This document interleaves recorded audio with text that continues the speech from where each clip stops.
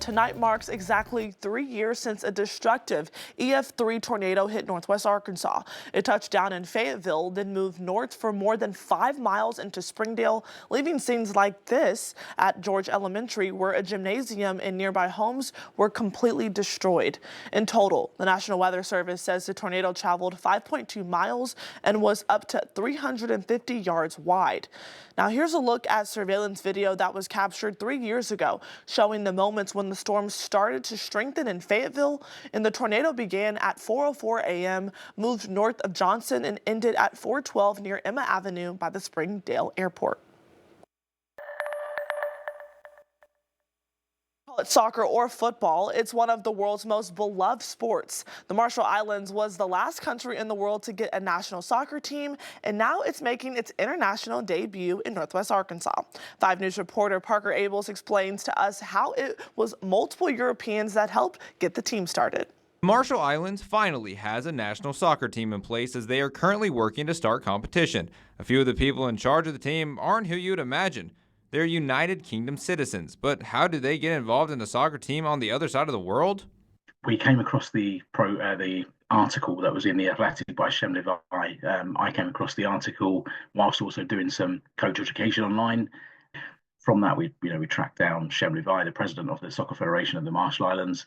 And in my case, it was a lot of backs and forths in terms of what can you do to help. I went and had an Irish coffee and was putting down some ideas for Lloyd, and then I thought I wouldn't mind getting involved in this myself as the whiskey hit the back of the net. Ever since 2022, they have been working to get this team going, with northwest Arkansas having the largest Marshallese population in the world besides the island itself, plus the growth of the sport with Ozark United. Team leaders thought there's no better place to make their North American headquarters. One thing that struck myself and Lloyd when we came to northwest Arkansas in February last year was just how vibrant the community was, and we were lucky enough to meet with Ozark United and the people behind that, and we made a lot of very good connections, and it really drove it home for us that we should be using northwest Arkansas, and in particular Springdale, as the kind of headquarters of our North American soccer operations. Their goal with this team is to spread the game and keep soccer a cornerstone in the Marshall Islands for years to come.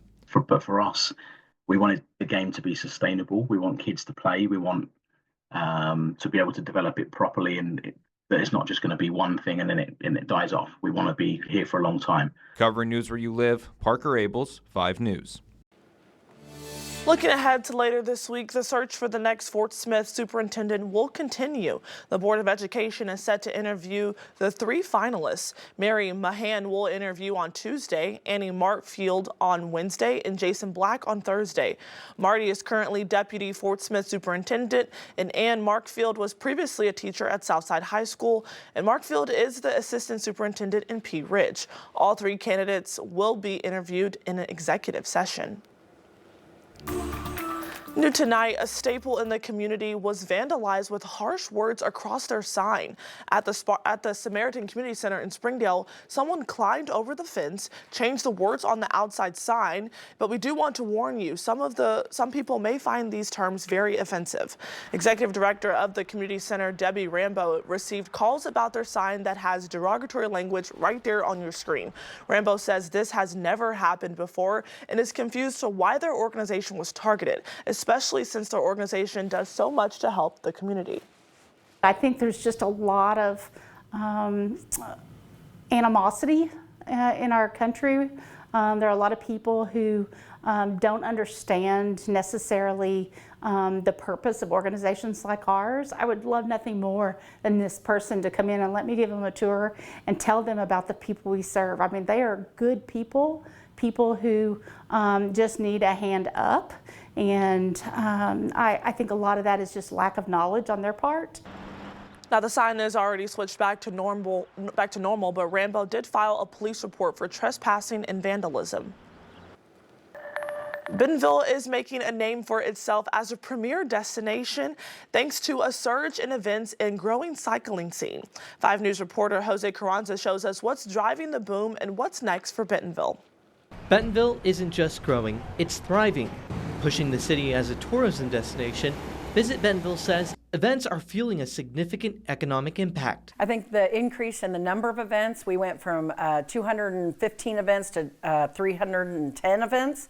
I think the number of participants in those events over the year has been a huge impact on that. Bentonville continues to make its case as the mountain bike capital of the world. Cycling events are drawing larger crowds and international interest. Our first year was about 900 in lifetime, and we're already up to about 2,000. I think we're going to see the growth of those events, and I think that's one of the reasons our economic impact numbers have continued to grow, is that our events are very successful. But tourism leaders aren't just focusing on sports. Soon, the city could become a medical destination following Alice Walton's vision for healthcare innovation. We're really excited about medical tourism and the growth that we're going to have in the future. I think it's going to happen around us because of the School of Medicine, but how do we capitalize on that? With developments like Crystal Bridge's expansion and a lift access bike park, Bentonville is poised to keep drawing visitors back year after year. So you're going to see new visitors, but you're also going to see those visitors that have come to us for years. They're going to come back and experience our community. In Bentonville, covering news where you live, Jose Carranza, 5 News.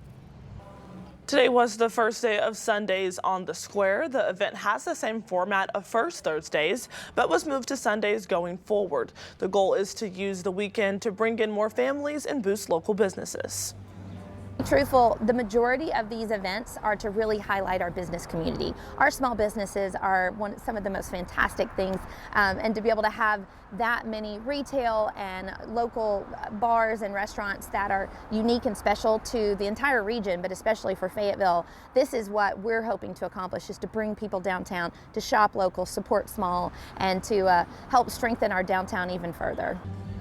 This weekend's inauguration event featured live music, food trucks, and art installations. The next Sundays on the Square will be April 27th.